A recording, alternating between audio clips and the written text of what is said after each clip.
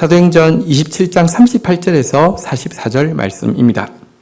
38절, 배부르게 먹고 밀을 바다에 버려 배를 가볍게 하였더니. 자, 이제 거기에 탄 사람 전부 276명을 다 안심시켜서 배부르게 먹게 했습니다. 이제 힘이 없으면 안 됩니다. 그리고 나서는 배가 최대한 가벼워야지 부딪혀도 충격이 덜하기 때문에 이제 위험이 좀 덜하잖아요. 그래서 배에 있는 밀까지 다 버렸습니다. 이것은 이제 확실히 이제 배가 이렇게 부딪힐 것이고 이제 육지에 갈 수 있는 상황이 된다는 믿음 때문이었죠. 39절, 날이 샘에 어느 땅인지 알지 못하나 경사진 해안으로 된 항만이 눈에 띄거늘 배를 거기에 들여다 댈 수 있는가 의논하고 40절, 닻을 끊어 바다에 버리는 동시에 키를 풀어 늦추고 돛을 달아 바람에 맞추어 해안을 향하여 들어가다가. 자, 이제 날이 샜습니다. 눈앞에 보니까 경사진 해안의 항만이 보였습니다. 이제 그 사공들, 또 선주 선장하고도 백부장하고도 의논했습니다. 우리 배가 저기 갈 수 있겠습니까? 하니까 한번 시도해 봅시다 해서 지금 이제 속도를 늦추기 위해서 닻을 다 내려놨는데 밧줄을 다 끊어버렸습니다. 그리고 이제 키를 이제 느슨하게 풀어서 늦추어 놓고는요, 돛을 올려가지고 바람에 맞추어서 이제 이 배가 해안을 향해서 갈 수 있도록 이렇게 해 놓았죠.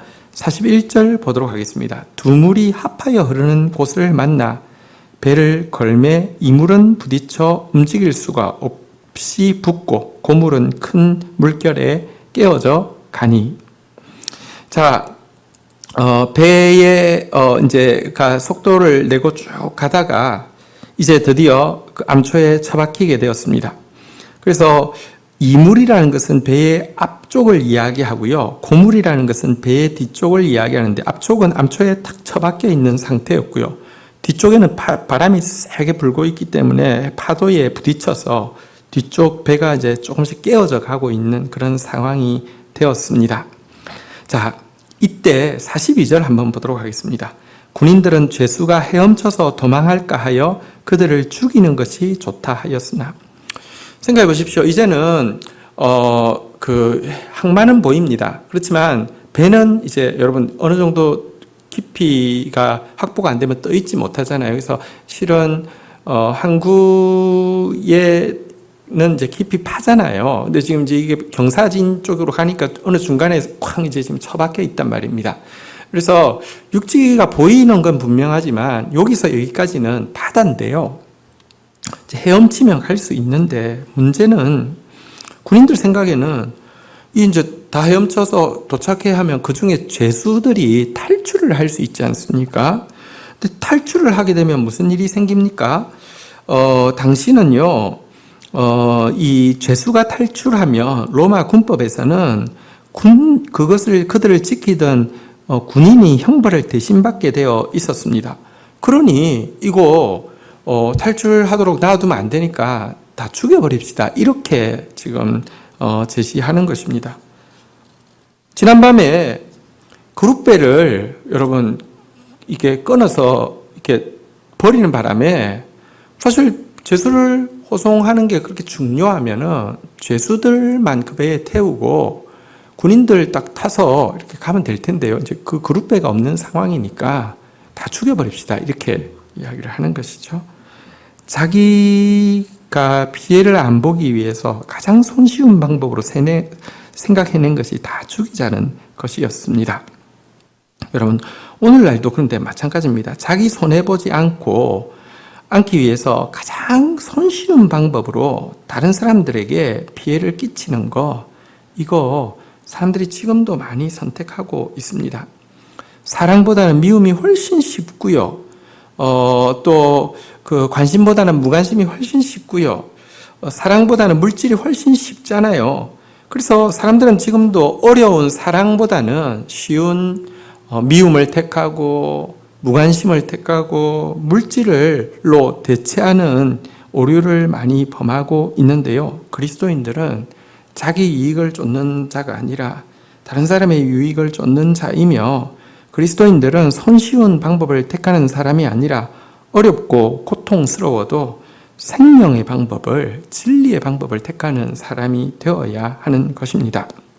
자, 그래서 이제 바울을 비롯해서 제수들이 다 죽게 되는 그런 위기에 처했는데요. 43절 보겠습니다. 백부장이 바울을 구원하려 하여 그들의 뜻을 막고 헤엄칠 줄 아는 사람을 명하여 물에 뛰어내려 먼저 육지에 나가게 하고, 44절, 그 남은 사람들은 널조각 혹은 배물건을 의지하여 나가게 하니 마침내 사람들이 다 상륙하여 구조되니라. 여러분, 백부장은 이 지금 군인들보다 더 책임 있는 자리입니다. 군인들은 어쨌든 여기서 월급을 받고 살아남는 게 문제라고 하면, 백부장은 로마 장교이기 때문에 승진을 해야 되는데, 이번에 이 문제 잘 해결하지 못하면은 흠을 남기면 자기에게 굉장히 피해가 될 수 있습니다. 그래서 사실은 다 죽여버리면 그건 아무런 유책사항이 없잖아요. 근데요, 백부장이 그렇게 하지 말라고 했습니다. 이유는 하나였습니다. 바울 살리고 싶어서. 왜냐고 하면 바울이 여러분 모두 의기양양할 때도, 먼저 위험을 예고하더니 모두 절망할 때도 모든 사람을 안심시키고, 또 모든 사람들을 음식을 먹어서 배부르게 해서 힘을 비축시키고, 한 사람이라도 살리기 위해서 어려운 방법을 쓰는 그의 모습을 보고 감동을 받아서 그 때문에 다른 제수들까지 손대지 못하게 한 것입니다. 이것이 여러분 의인의 영향력입니다. 신자는 생명의 면류관을 쓰고 생명의 왕노릇하는 사람이 되어야 합니다. 내가 있는 곳에서 사람들이 보호받고 사람들이 살아나고 사람들이 하나님의 자녀로 존중되는 일이 일어나게 하는 존재가 그리스도인입니다. 우리가 지금 또 기도하되, 특별히 아프가니스탄에서는 이제 다시 탈레반이 극단적인 해교 원리주의자들이 이 집권을 하게 됨으로 말미암아 여성들의 인권도 문제고, 그곳에 생겨나고 있던 그리스도인들이 굉장한 큰 고통을 당하게 될 것입니다. 여러분, 이 일을 위해서 기도해 주십시오. 어떻게든지 우리가 있는 곳에 바울 같은 영향력을 끼쳐서 손쉽게 사람들을 죽이고 하는 이곳에서 정말 사람들을 살리는 영향력을 끼치는 사람이 되어야 합니다. 또 이 일을 위해서 우리가 기도해야 할 것입니다. 그러자 백부장은 헤엄칠 수 있는 사람은 죄수고 일반인이고 상관없이 헤엄쳐서 먼저 건너가. 그리고 헤엄치지 못하는 사람은 배에 있는 물건들, 이렇게 그 널조각이나 물건들 이렇게 의지해서 건너가게 해. 위험 부담이 따르지만 그렇게 했습니다. 그래서 결국은 이 배에 탔던 276명 전부 다가 살아서 상륙하게 되었습니다. 바울이 하나님께 받은 말씀대로 머리카락 하나 상하지 않고 모두 살게 된 것입니다.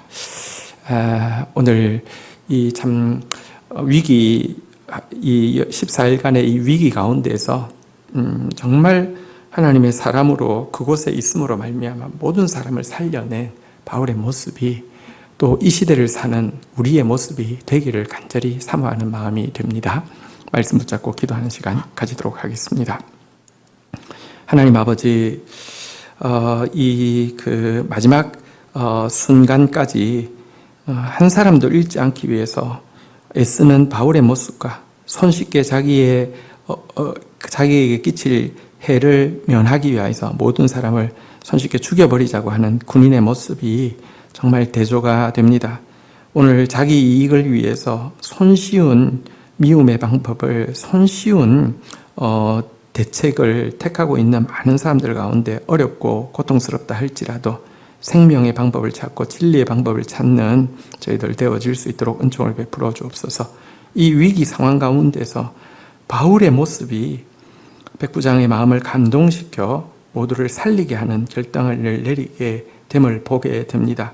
우리 모습 보고 사람들이 이 살아나게 하는 결정을 내리게 만들어주는 그런 사람이 저희들도 되어야 되겠습니다. 하나님, 저희들을 구원하시면서 생명의 면류관 쓰고 생명의 왕노릇하여 우리 때문에 사람들이 살아나고 보호받고 존중받는 일이 일어나기를 기대하시고 이 일을 도우시는 주님이시여, 이런 사람으로 설 수 있도록 저희들을 자라게 하여 주시옵소서. 감사합니다. 주님의 약속은 반드시 이루어짐을 보게 됩니다. 머리카락 하나도 상하지 않고 한 사람도 빠짐없이 구원받은 이 역사, 내가 있는 곳에 이 구원의 역사가 계속되어질 수 있도록 은총을 더하여 주옵소서. 예수 그리스도의 이름으로 기도 올립니다. 아멘.